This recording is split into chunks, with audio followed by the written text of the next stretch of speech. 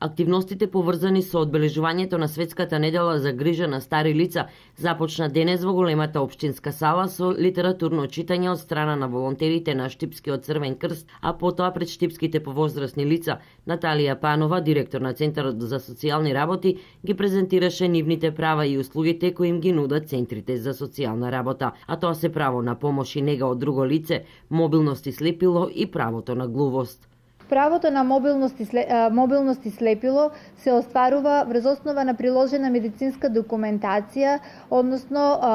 наод и конзилијарно мислење од страна на Универзитетската клиника Скопје.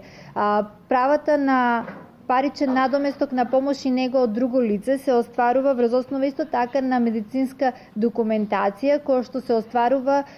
како резултат на одредена неспособност да лицето само се грижи за себе и врз основа на степенот на болеста. Од останатите услуги кои ги нуди Центарот за социјални работи се сместување на старите лица, како и вонинституционалните форми на згрижување, како што се згрижувачките семејства и помош од страна на поединец на старите лица. Од Никола Камчев, секретар во Црвен крст во Штип, дознаваме дека во текот на наредните денови ќе има активности поврзани со здравствената состојба на старите лица, кои ќе завршат со доделување пакети со храна и хигиенски средства. Во текот на неделата, односно во текот на утрешниот и во четврток, ќе бидат спроведени бесплатни мерења на крвен притисок и шекер во крвта,